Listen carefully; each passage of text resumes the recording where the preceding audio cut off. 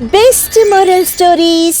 చంద్రన్ తన తాత రామయ్య వంక చూస్తూ దిగాలుగా కూర్చున్నాడు. రామయ్య తన మనవణ్ణి చూస్తూ ఏడుస్తూ, చంద్రం, నేనెళ్ళిపోయాక నువ్వు ఏడవకురా. ఒక్కడివే ఉన్నావని బాధపడకు. పుట్టినప్పుడు ఒంటరిగా వచ్చాం, చచ్చేటప్పుడు కూడా ఒంటరిగానే వెళ్తాం. మనకు తోడు ఎవ్వరూ ఉండరు, మనతో తోడుగా ఎవ్వరూ రారు. బతికినంతకాలం ఎవ్వరినీ చెయ్యి చాచి అడగకు. కష్టపడు, బతకడానికి కష్టపడి బిడ్డ. ఆ కష్టంలోనే బతుకుంది, ఆ బతుకులోనే బంగారు భవిష్యత్తు ఉంది. తాత, అలా అనకు తాత. నువ్వు లేకుండా నేను ఉండలేను తాత. చిన్నప్పటి నుంచి నన్ను పెంచి పెద్దోణ్ణి చేశావు. ఇప్పుడు ఇలా ఒంటరిగా వదిలేసి వెళ్ళిపోతావా? నాన్న చంద్రం, కాటికి పోయేవాణ్ణి. నా దగ్గర కన్నీళ్ళే తప్ప ఇంకేం లేవయ్యా. ఈ మట్టిని ఊరిని మరువకు. బతికితే ఇక్కడే బతకాలా, చస్తే ఇక్కడే చావాలా. ఎందుకంటే ఇదే మన మట్టి కాబట్టి అంటూ రామయ్య కన్ను మూస్తాడు. తన తాత శవంపై పడి వెక్కి వెక్కి ఏడుస్తాడు చంద్రం. అలా చాలాసేపు ఏడ్చిన తర్వాత తాత రామయ్య మాట్లాడిన మాటలు గుర్తుకొస్తాయి. ఆయన చెప్పిన మాటలు తనకు ధైర్యాన్నిస్తాయి. ఇక ఏడవడం ఆపి అంత్యక్రియలు పూర్తి చేస్తాడు చంద్రం. మరుసటి రోజు ఉదయాన్నే ఆ ఇంటికి ఊరి పెద్ద మనిషి శంకరం వస్తాడు. రే చంద్రం, నిన్ను చూస్తుంటే జాలేస్తోందిరా. చిన్నప్పటినుంచి అమ్మా నాన్నలు లేకుండా పెరిగావు. ఇప్పుడు నిన్ను పెంచిన ఆ రామయ్య లేకుండా బతుకుతున్నావు. అందుకే నీలాంటోడికి ఏదైనా సాయం చేయాలనుంది. ఒక పని చేద్దాన్రా. మీ తాత ఆస్తిని నాకు రాసిచ్చేయి. ఎంతో కొంత డబ్బులిస్తానులేరా. ఆ డబ్బు తీసుకుని పట్నం వెళ్ళి నీకిష్టం వచ్చినట్టు బతుకు. అయ్యా, ఆ పొలం మా తాత కష్టమయ్యా. దాన్ని నేను చచ్చినా అమ్మను. ఇక ఈ ఇంటిని కూడా వదలను. మా తాత చచ్చే ముందు కూడా వీటి గురించే చెప్పాడు. ఎట్టి పరిస్థితుల్లోనూ నేను నా పొలాన్ని, ఇంటిని అమ్మనయ్యా. ఎలా అమ్మవో నేను చూస్తా. మరో 3 నెలల్లో వర్షాలు జోరుగా కురుస్తాయి. ఆ తర్వాత చెరువు నిండుతుంది. ఆ చెరువు కట్ట తెగుతుంది. ఇక వరద నీళ్లన్నీ పంటలపైకి పోతాయి. ఆ తర్వాత జరిగేది నీకు తెలుసు కదా. కాయ కష్టం చేసి పండించిన పంటలన్నీ హుష్ అని గాల్లో కలిసిపోతాయి. ఏంటయ్యా, బెదిరిస్తున్నారా? అయ్యయ్యో, ఇది బెదిరింపు కాదురా, బుజ్జగింపు. జరగబోయేది చెప్తున్నానంతే. ఆ తర్వాత నీ ఇష్టం ఆలోచించుకో. నీకోసం నా గుమ్మం తలుపులు తెరిచే ఉంటాయి అంటూ శంకరం అక్కడ్నించి వెళ్ళిపోతాడు. శంకరం వెళ్ళిన తర్వాత చంద్రం తన తాత మాటలు గుర్తు తెచ్చుకొని కన్నీళ్లు పెట్టుకుంటాడు. అలా ఏడుస్తున్న చంద్రం దగ్గరికి పక్కింటి పద్మ వస్తుంది. చంద్రం అంటే పద్మకు చాలా ఇష్టం. ఏడుస్తున్న చంద్రాన్ని చూసి, నువ్వలా ఏడిస్తే నీ సమస్యలు తీరిపోతాయా చంద్రం? నిన్ను అవమానించిన మనుషులు మారిపోతారా? మరేం చెయ్యమంటావు?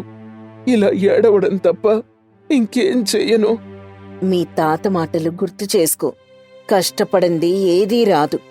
నాకు తెలిసి ఆ శంకరన్ నీ పొలాన్ని కూడా తన సొంతం చేసుకోవాలని చూస్తున్నాడు. ఇప్పుడు ఎలా వ్యవసాయం చేస్తావు? ఎలా సంపాదిస్తావు? ఆ శంకరానికి భయపడి నేనేం చెయ్యలేనా? చేయగలవు చంద్రం. అదే ఆలోచించు. కాస్త మనసు పెట్టి ఆలోచించు. ఇదిగో, నీకోసం అన్నం తీసుకొచ్చాను. ఏడుస్తూ అన్నం తినకుండా ఎంతసేపని అలా ఉంటావు? కాస్త తిను చంద్రం. నన్ను క్షమించు పద్మా. నా వల్ల నువ్వు కూడా బాధపడుతున్నావు. ఈసారి పంట చేతికొస్తే తాత ముందు మనం పెళ్లి చేసుకుందామని అనుకున్నాను. కానీ అంత తారుమారైంది. తాత ఇప్పుడు లేడు అంటూ కన్నీళ్లు పెట్టుకుంటాడు చంద్రం. అలా ఏడుస్తున్న చంద్రాన్ని పద్మ ఓదారుస్తుంది. మరుసటి రోజు ఉదయాన్నే తన పొలాన్ని చూస్తున్న చంద్రానికి కాస్త దూరంగా ఒక కొండ కనిపిస్తుంది. ఆ కొండ ప్రాంతానికి ఎవ్వరూ వెళ్లరు. ఎందుకనో చంద్రం ఆ కొండపైకి వెళ్లాలనుకుంటాడు. అలా చాలాసేపు నడిచి ఒక్కడే ఆ కొండపైకి చేరుకుంటాడు. కొండ నుంచి చూస్తే తన ఊరు చాలా చిన్నదిగా కనిపిస్తుంది. తన ఊరిని చూసి మురిసిపోయి మళ్లీ తన ఇంటికి చేరుకుంటాడు చంద్రం. ఇంతలో ఇంటి దగ్గర శంకరాన్ని చూసి, నువ్విలా ఇంటి చుట్టూ తిరుగుతూనే ఉంటావా? అయినా ఆ పంట పొలాలు తీసుకుని నువ్వేం చేసుకుంటావు? ఇప్పటికే చాలా మంది పంటల్ని నీ గుప్పిట్లోకి తీసుకున్నావు కదా. నువ్వెన్ని చేసినా నేను మాత్రం నా పొలాన్ని నీకమ్మను. రేయ్, నా ముందు నీ కుప్పిగంతలెందుకు? బెట్టు చెయ్యకుండా నేను చెప్పినట్టు చెయ్యి. పోనీ నీకెంత డబ్బు కావాలో చెప్పు, పడేస్తాను. అంతేగాని పొలాన్ని అమ్మనని మాత్రం అనకు. నువ్వెన్ని చెప్పినా నేను నా పొలాన్ని అమ్మను. ఇక చంద్రం అలా తెగేసి చెప్పేసరికి శంకరం కోపంగా వెళ్ళిపోతాడు. మరుసటి రోజు పద్మకు ప్రమాదం జరుగుతుంది. గాయంతో ఉన్న పద్మం చూసి చంద్రం సహించలేకపోతాడు. ఆ ప్రమాదం జరగడానికి కారణం శంకరమే అని తెలుసుకుంటాడు. కోపంగా బయలుదేరతాడు. ఇంతలో పద్మ, చంద్రం, నువ్వు ఆవేశపడకు. తప్పు చేసిన వారిని ఆ దేవుడు ఊరికే వదిలిపెట్టడు. ఖచ్చితంగా వాళ్ళని శిక్షిస్తాడు. నాకిలా జరగడానికి కారణం ఆ శంకరమే. దయచేసి నువ్వు వాడితో గొడవ పెట్టుకోకు. మనం వాణ్ణి ఏం చేయలేమా పద్మ? ఇలా ఊర్లో అందరి పొలాల్ని దోచుకొని వాడేం చేయాలనుకుంటున్నాడు? వాడితో తాడో పేడో తేల్చుకొనొస్తాను అంటూ చంద్రం అక్కడి నుంచి బయలుదేరి శంకరం కూడా తన ఇంట్లో చంద్రం కోసం ఎదురు చూస్తూ ఉంటాడు. చంద్రాన్ని చూసి, రారా రావయ్యా చంద్రం, మొత్తానికి నీ పొలాన్ని అమ్మడానికి సిద్ధమయ్యావు. చాలా సంతోషం. నువ్వు మనిషివేనా? కాస్తైనా జాల్లేదా నీకు? అమాయకురాలైన పద్మను అలా చేయడం తప్పు. నీ ప్రతీకారం వాళ్లపై కాదు, నాపై తీర్చుకో. చూడు చంద్రం, గొడవొద్దు. ఇప్పుడు చిన్న ప్రమాదమే జరిగింది. నువ్వు ఆ పొలాన్ని ఇవ్వకుంటే నీ పద్మ ప్రాణం పోయినా పోవచ్చేమో. శంకరం అలా అనేసరికి ఒక్కసారిగా తన మనసుని మార్చుకుంటాడు చంద్రం. ఇక పద్మ కోసం తన పొలాన్ని ఇచ్చేయాలని నిర్ణయించుకుంటాడు. శంకరం ఇచ్చిన డబ్బులు తీసుకుని పొలం పత్రాలిచ్చేసి పద్మ దగ్గరకొస్తాడు. విషయం మొత్తం పద్మకి చెప్తాడు. ఎంత పని చేశావు చంద్రం! మీ తాతకు నీకు ఎంతో ఇష్టమైన ఆ పొలాన్ని అలా అమ్మేశావా? నాకోసం అమ్మావని తెలిస్తే నాకు చాలా బాధగా ఉంది. ఇప్పుడు బతకడానికి ఏం చేస్తావు? అవన్నీ తర్వాత ఆలోచిద్దాం పద్మ. ముందు నువ్వు జాగ్రత్తగా ఉండు అని చెప్పి మళ్లీ ఆ కొండపైకి వెళ్తాడు. ఒంటరిగా కూర్చొని ఆలోచిస్తున్న చంద్రానికి ఒక చక్కటి ఆలోచన వస్తుంది. ఒకవేళ వర్షాలొచ్చినా వరదలొచ్చినా చెరువు నిండినా ఊర్లో ఉన్న పంట పొలాలకే ఇబ్బంది. అదే నేనీ కొండపై వ్యవసాయం చేస్తే ఆ సమస్యలివి ఉండవు. ఇకపై ఇక్కడే నేను వ్యవసాయం చేస్తాను, కొండపై పంటలు పండిస్తాను అంటూ చంద్రం కష్టపడి రోజూ ఆ కొండపైకెళ్లి భూమిని చదును చేస్తాడు. విత్తనాలు చల్లి రోజూ ఆ పంటకు కాపలా కాస్తాడు. ఆ విషయాన్ని ఎవ్వరికీ చెప్పడు. ఆఖరికి పద్మకు కూడా చెప్పడు. అలా 4 నెలలు గడుస్తాయి. వర్షాలు పట్టం మొదలవుతుంది. వర్షానికి ఊర్లోని పంట పొలాలన్నీ నిండిపోతాయి. కొన్ని పంటలైతే వరద నీటిలో కొట్టుకుపోతాయి. శంకరానికి చాలా నష్టం వస్తుంది. చూసావా చంద్రం, ఆ శంకరానికి నష్టం వచ్చింది. కర్మ ఎవ్వర్నీ వదలదు. చేసిన తప్పుకి శిక్ష ఖచ్చితంగా వేస్తుంది. ఊర్లో అందరి పొలాలు తన సొంతం చేసుకున్నాడు వెధవ. ఇప్పుడు అవన్నీ వరదల్లో కొట్టుకుపోవడంతో నెత్తిమీద గుడ్డేసుకొని కూర్చున్నాడు చూడు. వాడు తవ్వుకున్న గోతిలో వాడే పడ్డాడు పద్మ. సరేలే, నాకు కాస్త పనుంది, నేనిప్పుడే వస్తానుండు. చంద్రం, ఆగో. నేను నిన్ను ప్రతిరోజు గమనిస్తూనే ఉన్నాను. రోజూ ఈ సమయానికి వెళ్తావు, మళ్ళీ పొద్దున్నొస్తావు. ఇంతకీ ఎక్కడికెళ్తున్నావు? ఏం చేస్తున్నావు? నాకు చెప్పకుండా ఏదైనా తప్పు చేస్తున్నావా చంద్రం? అరేరే, అదేం కాదు పద్మ. అయినా నేనెందుకు తప్పు చేస్తాను చెప్పు? మరెందుకు రోజు ఎక్కడికో వెళ్తున్నావు? నాకు చెప్పకూడని విషయమా అది? ఏం చేస్తున్నావు చంద్రం? నిజం చెప్పు. చెప్పు చంద్రం, నిజం చెప్పు. నువ్వేం తప్పు చెయ్యట్లేదు కదా? పద్మ కన్నీళ్లు పెట్టుకుని అడగడంతో చంద్రన్ నిజం చెప్తాడు. తనతో పాటు పద్మను కూడా కొండపైకి తీసుకెళ్తాడు. అక్కడికి వెళ్లి చూస్తే పచ్చని పంట. పద్మ చాలా ఆశ్చర్యపోతుంది. ఏంటి, ఇదంతా నువ్వు చేశావా? ఒక్కడివే ఎంత కష్టపడ్డావు చంద్రం. కొండపైన పంటలు పండించాలనే ఆలోచన అసలు నీకెలా వచ్చింది? కొండపైన వర్షపు నీరు నిల్వ ఉండదు పద్మా. వరదలు వచ్చినా నష్టం ఉండదు. పైగా కాపలా కాయాల్సిన పని కూడా ఉండదు. ఇప్పుడు చూడు, మన పంట కోతకు కూడా వచ్చేసింది.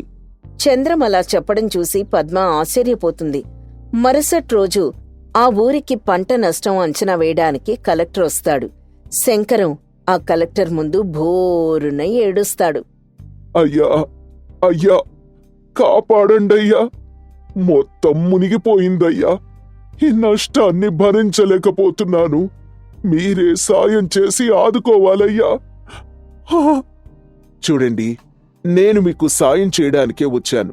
అయినా ఈ ఊర్లో మొత్తం మీ పొలాలే ఉన్నాయేంటి? మిగిలిన వారు వ్యవసాయం చేయరా? చేస్తారండి. వాళ్ల పొలాలన్నీ ఈ శంకరమే బలవంతంగా లాక్కున్నాడు. కొందరికి డబ్బుల ఆశ చూపాడు. అత్యాశతో ఇప్పుడు తను తవ్వుకున్న గోతిలో తనే పడ్డాడు. రే చంద్రం, నువ్వు నోరు ముయ్యరా. అయినా ఈ వర్షంలో మీరు పంటలు పండించున్నా ఇలానే జరుగుండేది. మీరప్పుడు ఈ కలెక్టర్ ముందు లబోదిబోమనేవారు.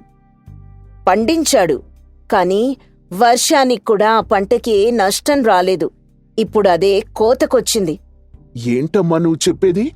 వరదలు వచ్చినా పంటకేం కాలేదా? నిజమా నువ్వు చెప్పేది? అవునండి, చంద్రమే అదంతా చేశాడు. రండి చూపిస్తాను అంటూ పద్మ కలెక్టర్ని అందర్నీ తీసుకొని కొండపైన ఉన్న పొలం దగ్గరికి వెళ్ళింది. అక్కడికి వెళ్లి చూస్తే పంటలున్నాయి. వాటిని చూసి ఊరి జనం అంతా ఆశ్చర్యపోతారు. ఇక కలెక్టర్ చంద్రాన్ని మెచ్చుకుంటారు. అద్భుతం! ఇంత మంచిగా ఆలోచించారు మీరు. ఇలా ఆలోచించడం చాలా గొప్పగా ఉందయ్యా చంద్రం. మీలాంటి వారి గురించి తెలిస్తే ఇంకొందరు స్ఫూర్తి పొందుతారు. ఖచ్చితంగా ఈ విషయాన్ని నేను ప్రభుత్వం దగ్గరికి తీసుకెళ్తాను అంటూ కలెక్టర్ ఊరి జనం ముందు చంద్రాన్ని పొగడ్తలతో ముంచెత్తుతాడు. నెల తర్వాత పంట చేతికొస్తుంది. ఆ పంటని ఊరి జనానికే పంచేస్తాడు చంద్రం. ఆఖరికి శంకరానికి కూడా కొంత భాగాన్ని ఇస్తాడు. శంకరం అప్పుడే తన తప్పును తెలుసుకుని, తప్పు చేశాను చంద్రం. ఈ రోజు నువ్వు నా కళ్ళు తెరిపించావు. ఇకపై నేను సొంతం చేసుకున్న పొలాలన్నీ ఎవరివి వాళ్లకి తిరిగిచ్చేస్తాను. మంచి ఆలోచనండి. ఇక మన ఊరికి ఏ ఇబ్బంది రాకుండా చూసుకుందాం. ఊరి పెద్దగా మీరుండి మమ్మల్ని నడిపించండి. అదే ఈ ఊరికి మీరు చేసే మేలవుతుంది. తప్పకుండా చేస్తాను చంద్రం. నన్ను మనిషిలా మార్చిన నీకు ధన్యవాదాలు అంటూ శంకరం తాను చెప్పినట్లుగా ఊరి జనాలకు పంట పొలాల్ని ఇచ్చేస్తాడు. ఇక ప్రభుత్వం ఆధ్వర్యంలో కలెక్టర్ సభను పెట్టి చంద్రానికి సన్మానం చేస్తారు. అలాగే కాస్త నగదు బహుమతిని కూడా అందిస్తారు. సభలో చంద్రం మాట్లాడుతూ, మా తాత ఎప్పుడూ చెబుతూ ఉండేవారు. ఆఖరికి చనిపోయే ముందు కూడా నాకు చెప్పిన విషయం ఏంటంటే, కష్టపడటం. ఎప్పుడైతే మనం కష్టపడటం మొదలు పెడతామో అప్పుడే ఆ కష్టానికి తగిన ఫలితం మన ఖచ్చితంగా దొరికి తీరుతుంది. ఏదీ ఆలోచించకూడదు. ఓటములు, అవమానాలు, కన్నీళ్లు అన్నీ మర్చిపోయి కష్టపడాలి. అది చేయడం వల్లే ఈ రోజు నేను మీ ముందు ఇలా ఉన్నాను. కష్టానికి తగ్గ ఫలితం నాకు దక్కింది. మరి మీరు కూడా కష్టపడాలి. కష్టపడి అనుకున్నది సాధించాలి అని చెప్పేసరికి అందరూ చప్పట్లతో చంద్రాన్ని పొగుడ్తారు. ఇక ఆ తర్వాత చంద్రాన్ని చూసి స్ఫూర్తి పొంది చాలామంది కొండలపై వ్యవసాయం చేయడం మొదలు పెడతారు. వారిని చూసి చంద్రం, పద్మలు చాలా సంతోషిస్తారు. తిమ్మాయిపల్లి అనే గ్రామంలో నారాయణ అనే రైతు ఉండేవాడు. అతను పొలాల మీద బాగా సంపాదించి గొప్ప ధనవంతుడయ్యాడు. అతనికి పద్మ అనే కూతురుంది. లక్ష్మి ఆ ఇంటి పనిమనిషి. పద్మను ఆ ఇంటి పనులను చూసుకుంటూ ఉండేది. లక్ష్మి కొడుకు మల్లేశం కూడా ఆ ఇంటి పనుల్లో సాయం చేస్తూ ఉండేవాడు. ఓ రోజు ఉదయాన్నే లక్ష్మి, బాబూ మల్లేశా, మొక్కలకు నీళ్లు పోసావా నాయనా? అయ్యో, చదువుకుంటూ మర్చిపోయానమ్మా. మరేం పర్లేదులే, నువ్వెళ్ళి చదువుకో, నేను నీళ్లు పోసొస్తాను. నీకు వంటింట్లో పనుంది కదమ్మా. మళ్ళీ ఆలస్యమైతే బాబుగారు కోప్పడతారు. నువ్వు వంట సంగతి చూడు, నేను మొక్కల సంగతి చూస్తాను. సరే నాన్నా, వెళ్ళిరా. అని అనడంతో అతను వెళ్తాడు. లక్ష్మి చక్క పలహారాలు సిద్ధం చేస్తూ ఉంటుంది. ఇంతలో నారాయణ బయటికొస్తాడు. ఎరా మల్లేశా, ఈ మధ్య క్రమశిక్షణ తప్పుతున్నట్టున్నావు. చదువులో పడి పని మర్చిపోయావు. అయ్యా క్షమించండి, ఈరోజు కళాశాలలో పరీక్ష ఉంది, అందుకే అలా. అబ్బా, చదివి ఏం సాధిస్తావు? పనివాళ్లకి చదువు పనికి రాదురా. మీ జాతకంలో రాసిపెట్టుంది ఈ పనే కదా. జాతకం ఎలా ఉన్నా శ్రమ మంచిదే బాబు, కాని చదువు జీవితాన్ని మార్చేస్తుంది. ఒకసారి మార్పొచ్చాక మీరే చూద్దురుగాని. ఎంత ధైర్యంరా! నా మీదే గొంతెత్తి మాట్లాడతావా? అని గట్టిగా అరవడంతో లక్ష్మి అక్కడికొస్తుంది. బాబు క్షమించండి, ఏదో తెలియకన్నాడు. ఉడుకు రక్తం, నేను సర్ది చెప్పుకుంటాను, మన్నించండి బాబు. మీ అమ్మ మొహం చూసి వదిలేస్తున్నా నిన్ను. పోయి పనిచేసుకో అని కోపంగా లోపలికి వెళ్ళిపోతాడు నారాయణ. దీంతో తల్లి కొడుకులు బాధపడుతూ ఉంటారు. ఇదంతా పద్మ గమనిస్తుంది. బడికి వెళ్ళిన తర్వాత తన స్నేహితురాలు సుమతో, సుమా, మా నాన్న మంచివాడే, కాని మల్లేశం అన్నని అలా అండం బాధగా ఉంది. ఏదో కోపంలో అని ఉంటాడులే పద్మ. కోపంలో అంటే మాత్రం అలాంటివంటారా చెప్పు? నిజంగా అతను చాలా మంచివాడు. పోటీ పరీక్షలకు సిద్ధమవుతున్నాడు. పద్మ, మా మావయ్య చెప్పేవాడు, నీతి ఉన్నవాళ్లు ఎదుగుతూనే ఉంటారట. మల్లేశానికి నీ మద్దతుంటే చాలు. నిజమే, నేనైనా వారికి ఏదైనా సాయం చేయాలి. సరే పద, లెక్కల్ మాస్టర్ వచ్చే సమయం అయింది అని ఇద్దరూ వెళ్ళిపోతారు. ఇక ఆ రాత్రి లక్ష్మి ఇంట్లో, రానాయనా, నీ చేతులు ఎరుపయ్యాయి. ఇంట్లో పనిచేసి చదవటం కష్టమే అనుకో, కాని నీ కష్టాన్ని చూసి నాకు చాలా గర్వంగా ఉంది. నాకొక్కటే కావాలమ్మా, నన్ను చూసి ఇంకో పనివాడి కొడుకు ఆశపడాలి. మనలాంటి వాళ్ళు ఎదగలరని భావించాలి. నీ లక్ష్యం బావుందిరా, బాగా చదువుకో. మన కష్టాలన్నీ తీరిపోవాలమ్మా. నిన్ను నేను బాగా చూసుకోవాలి. సరేరా, నువ్వు ముందు భోజనం చెయ్యి అని అన్నం వడ్డిస్తుంది. ఆ మరుసటి రోజు నారాయణ ఇంట్లో పద్మ లక్ష్మితో, పిన్ని, నిన్న నాన్న అన్నని అలా అన్నారని బాధపడ్డారా? మరేం పర్వాలేదులే తల్లి, మాకీ చీవాట్ల అలవాటే కదా, మీ కింద పనిచేస్తున్నాం కదా, తప్పదివన్నీ. అయ్యో పిన్ని, మీరలా బాధపడకండి.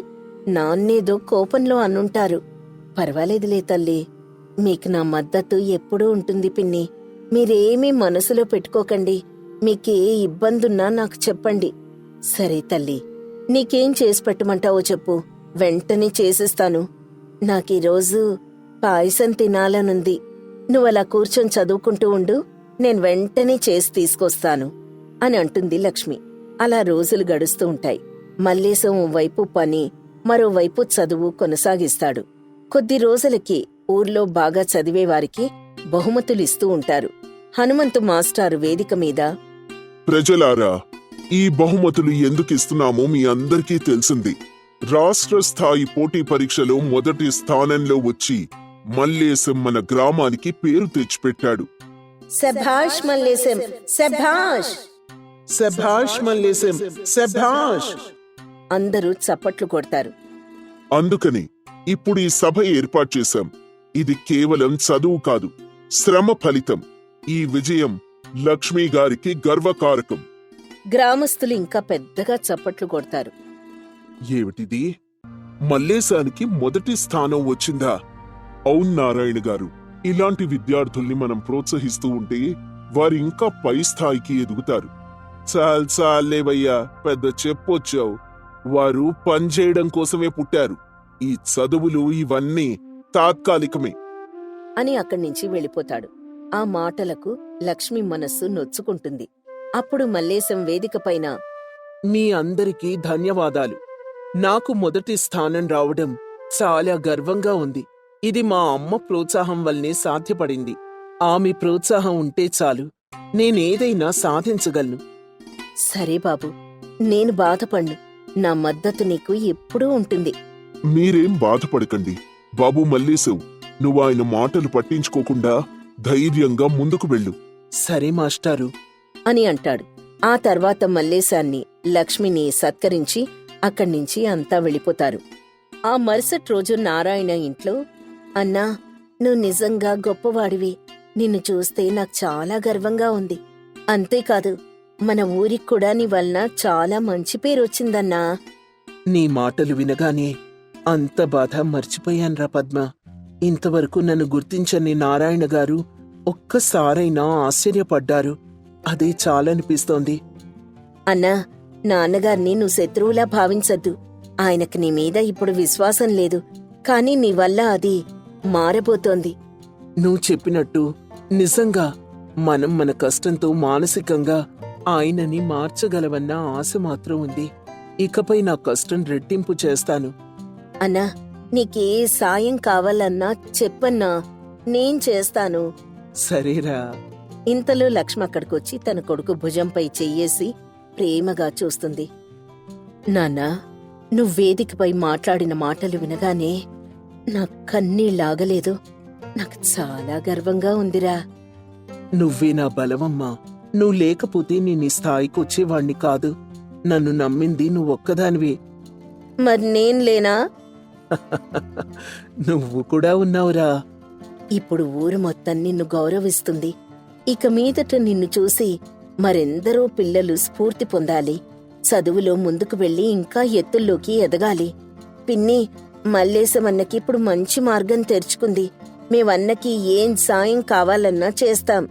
మీ ఇద్దరూ నాకు తోడుగా ఉంటే నా ప్రయాణం సాఫీగా సాగుతుంది. ఇక నేను వెనకడుగు వేసేదే లేదు అనంటాడు మల్లేశం. రోజులు గడుస్తాయి.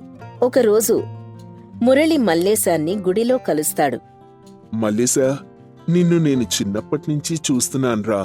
నీ తల్లి ఎంత కష్టపడిందో మా అందరికీ తెలుసు. నీ విజయం మన ఊరికి గర్వకారణం. గ్రామస్తులంతా కలిసి నిన్ను నిదర్శనంగా చూపించాలి. మురళయ్య గారు, మీ ఆశీర్వాదం ఉండగా నేనింకా ఎక్కువ సాధించాలనుకుంటున్నాను. ఇక మీ ఆశలు వృథా కావు. కాని నారాయణ గారు ఒకటి గుర్తుంచుకోవాలి. ప్రతిభ ఒక్కటి మనుషుల స్థితిని, గుర్తింపు తీరుని మార్చేస్తుంది. ఇది మొదటి మెట్టు మాత్రమే. అదాయన మర్చిపోయి మాట్లాడారు. పర్వాలేదులేండి అయ్యగారు, మెల్లగా ఆయనే మారతారు. మంచిదిరా. నువ్వేమీ మనసులో పెట్టుకోకుండా బాగా చదువుకో, సరేనా? సరే అయ్యగారు, ఇక నేను వెళ్ళొస్తాను అని అక్కడ్నించి మల్లేశం వెళ్ళిపోతాడు. ఇవన్నీ పక్కనుంచి నారాయణ వింటాడు. ఆ మరుసటి రోజు తన ఇంటి దగ్గర మల్లేశా, అతని ఊహించని పిలుపు వినగానే లక్ష్మీ, పద్మ ఆశ్చర్యంతో చూస్తారు. అయ్యా. నిన్ను నువ్వు నిరూపించుకున్నావురా. నువ్వు నా స్థాయికి తగవని అనుకున్నాను. నిన్ను కేవలం పనివాళ్లానే చూశాను. కాని నువ్వు నన్నే సిగ్గుపడేలా చేశావు. నిన్ను చిన్నచూపు చూసినందుకు నన్ను క్షమిస్తావా? ఆ మాటలు వినగానే లక్ష్మి కన్నీరు పెడుతుంది. బాబుగారు, మీరిలా చెప్తారని నేనస్సలు ఊహించలేదు. నీ కష్టం, నీ కొడుక్కి నువ్విచ్చిన బలమే ఇతన్ని ఈ స్థాయికి తీసుకొచ్చాయి. ఇకపై నేను మల్లేశాన్ని చిన్నచూపు చూడ్ను. చదువు ఎంత శక్తివంతమో నువ్వు చూపించావురా మల్లేశా. ఈ మాటలు మీ నోట వినడం నాకు చాలా ఆనందంగా ఉంది బాబుగారు. నన్ను అర్థం చేసుకున్నందుకు ధన్యవాదాలు. నాన్నగారు, ఇదే మీ గొప్పతనం. మల్లేశం అన్న వంటి వాళ్లు ప్రోత్సాహం పొందితేనే సమాజం ఎదుగుతుంది. నిజమేరా తల్లి. ఇక మన ఇంట్లో ఎవరైనా ఎదుగుతాము అంటే చదువుకోమంటాం, కానీ ఆపమను. అవునాన్న, మా నాన్న చాలా మంచోడు. మల్లేశమన్నా, నేను చెప్పాను కదా. అవును పద్మమ్మ, చాలా మంచి వ్యక్తి. అంతా సంతోషంగా ఉన్నప్పుడు మురళి అక్కడికొస్తాడు. ఏంటి అంతా చాలా సంతోషంగా ఉన్నారు? అయ్యగారు, మా బాబుగారు నన్ను మెచ్చుకున్నారు తెలుసా? అబ్బో, మా నారాయణ మారిపోయాడన్నమాట. అవును బాబాయ్, చదువు విలువ ఏంటో నాకు అర్థమైంది. పనివాళ్లని తక్కువగా చూశాను, కాని ప్రతిభకు పనికి సంబంధం లేదని నాకిప్పుడు అర్థమైంది. అబ్బా, చాలా మంచిదిరా. నువ్వు మారావు, అదే చాలు. అవును, మీరేంటి ఇలా వచ్చారు? మరేం లేదురా, మన ఊర్లో బడి కోసం ఒక భవనం కట్టించాలనుకుంటున్నాం. మల్లేశం వంటి వాళ్లు చదివేందుకు మంచి వాతావరణం ఉండాలి. నువ్వేమైనా ముందుకొస్తే మనమంతా కలిసి ఆ పని పూర్తి చేద్దాం. మీరు చెప్తే తప్పకుండా ముందుకొస్తాను బాబాయ్. ఇది నా బాధ్యతగా భావిస్తాను. ఇదే నాకు నిజమైన విజయ సూచిక. నా విజయమే మరొకరికి మార్గం చూపించాలి. నువ్వనుకున్నది సాధించడానికి మేమంతా ఉన్నాం కదరా. ఇక నువ్వు హాయిగా చదువుకో. సరే అయ్యగారు. అనంటాడు మల్లేశం. అలా అతని చదువు కొనసాగుతుంది. నారాయణ భేదం చూపించడం ఆపేస్తాడు. చేసే పనిని చూసి మనిషి స్థాయిని ఎవ్వరూ నిర్ణయించకూడదు.